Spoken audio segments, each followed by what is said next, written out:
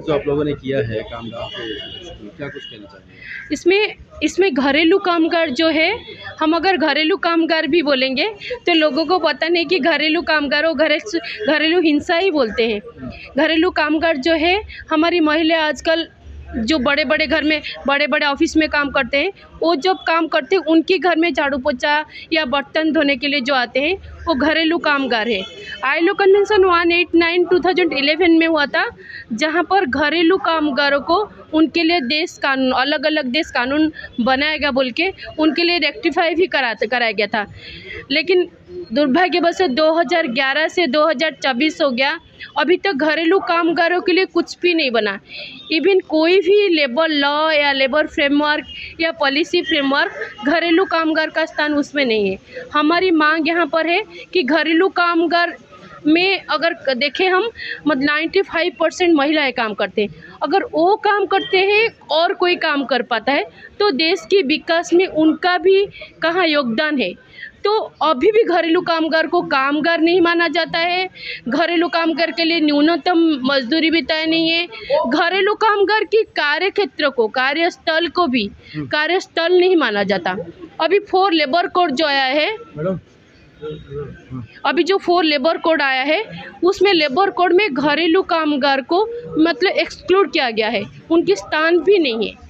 तो हम लोग मांग करें घरेलू कामगार के लिए उस तरह से, जैसे निर्माण मजदूर के लिए एक समुचित कानून बना है, उस तरह से घरेलू कामगार के लिए एक समुचित कानून बने, जहां पर मालिक, मजदूर और घरेलू कामगार का पंजीकरण हो और उनके लिए उस तरह से कंट्रीब्यूशन कलेक्ट किया जाए और उनकी सामाजिक सुविधा की व्यवस्था हो। मैम, किस तरीके से देखते हैं, क्योंकि जिस तरह से कामगारों की बात आप लोग उठा रहे हैं, क्या लगता है ऐसे में कुछ काम अच्छा होगा क्या? देखो, एक तरफ सरकार ये बोल रहे महिला वीमेन लेड डेवलपमेंट और महिला को सशक्तिकरण तमाम चीज़ें बोल रही है, मगर इस देश की जो कामगार महिला के साथ धोखा हो रही है।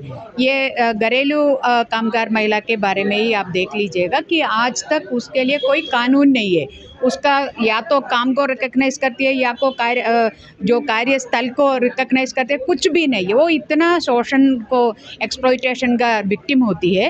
मगर सरकार ये एक या दो नहीं, हजार नहीं, लाखों नहीं, करोड़ों महिलाएं काम जो घरेलू डोमेस्टिक वर्कर्स है, मगर इसके लिए कोई एक ह्यूमन बीइंग के तरफ से इसका कोई जो डिग्निटी इसको नहीं मिल रही है। सरकार इसमें कोई ध्यान नहीं दे रही। लेकिन ये मुझे बताइए, जिस तरीके से ये प्राइवेट सेक्टर की बात हो रही है, प्राइवेट सेक्टर भी नहीं, ये बिल्कुल ही प्राइवेट है। लोग घरों में भी घरेलू लोगों को रखते हैं, काम पे रखते हैं, तो इसके लिए क्या कुछ रूल रेगुलेशन बनाने की जरूरत है? क्या प्राइवेट स्कूल में टीचर के लिए कानून लागू है या नहीं है? लागू है ना। मिनिमम वेतन का जो टीचर का वर्कर के रूप में उसको मानती है ना। तो ये प्राइवेट पब्लिक का बात नहीं है, बात है काम करने का, कामगार का, वर्कर का दर्जा मिलने का और ऐसे वर्कर जो अधिकार मिलने का, उसी बात रख रहे हैं। बोलना क्या है, अरे हमने पॉलिटिकल एम्पावरमेंट दे दिया है, असली में महिला को मिल रहे, इसलिए इतना जो बिट्रे कर रहे इस देश की महिला को जो मोदी सरकार ने, मेरे ख्याल से कोई और देश में इतना बिट्रेयल महिला के साथ नहीं होगी। हाँ, ये स्मृति ईरानी बार जिक्र करती है, महिलाओं के संरक्षण की बात करती है, तमाम सरकार के एजेंडे को लेकर बातचीत करती है। तो क्या आपको नहीं लगता है कि आपकी तरफ से जो पक्षधर है वो कहीं ना कहीं संसद में बैठी हैं और वो आपकी बातों को नहीं, मैं ये बोल रहे, स्मृति ईरानी जी को थोड़ा सा शर्म होना चाहिए था, क्योंकि वो बैठ रहे, कहाँ बैठ रहे हैं? संसद में बैठ रहे हैं। सांसद के जो अधिकार से उनके साथ साथ कौन बैठ रही है? ब्रिजभूषण बैठ रही है। ब्रिजभूषण कौन है? दिल्ली पुलिस ने बार बार कोर्ट के सामने लिखा है, ये रिपीटेड ऑफेंडर है, बहुत बार इन्होंने सेक्सुअल एक्सप्लॉइटेशन किया है जो रेसलर कुश्ती खिलाड़ियों के साथ, उसके साथ बैठकर ये बहुत गुणगान गा रहे हैं कि हमारे महिला को जो सशक्तिकरण किया है। स्मृति ईरानी को शर्म होना चाहिए। आज जो हम इस प्रेस कॉन्फ्रेंस को कर रही है, एक चीज़ के लिए है, क्योंकि हम 10 साल से national platform for domestic workers ये हम संघर्ष कर रही है कि घरेलू कामगार के लिए एक कानून लाइए और घरेलू कामगार लोगों को एक वर्कर की दरवाज़ा दीजिए, इसमें उनका हक और उनका सुविधा को भी मिलाइए। यही बात है, संघर्ष करते करते हुए सरकार ने 2020 में सब कानूनी का कानून को लेबर कोड बना दिया। उसी में से क्या है, सबको कुछ उम्मीद थे, क्योंकि बहुत वहाँ पे मीटिंग करके सजेशन लेके चर्चा करके वो किया गया था। मगर जब कानून को संसद ने पास किया गया था तब पता चला है कि सोशल सिक्योरिटी कोड में घरेलू कामगार को तो माना दिया गया है, रिकॉग्निशन दिया है, मगर जब उसको सुविधा और उनका हक मिलने के लिए, सामाजिक सुरक्षा मिलने के लिए जब बात आई, उसी में एक पॉइंट्स है कि उसने बताया है कि अगर 10 से ज़्यादा एक एंटरप्राइज में काम करोगे तब भी सामाजिक सुरक्षा मिलेगी। इसी से हमारा जो संघर्ष का पूरा जो उम्मीद थे, हम उसको पूरा उसमें नुकसान और उसमें हम दुख हो गए थे, क्योंकि कोई भी किसी इंडिविजुअल घर को एक एंटरप्राइज सरकार ने माना है कि नहीं, और कौन सा किसकी घर में है कि 10 से ज़्यादा लोग काम करते हैं। ज़्यादा लोग तो इसका मतलब है कि आपको मतलब है कि काम करते रहो, मगर आपको कामगार की दरवाज़ा, कामगार की जो बेनिफिट्स है वो नहीं मिल सकती है। ये ऐसा क्यों कर रही है? ये क्योंकि पुरुष प्रधान समाज है हमारा, क्योंकि उसमें से 80% भारत में जो डोमेस्टिक वर्कर की काम करते हैं वो महिला है।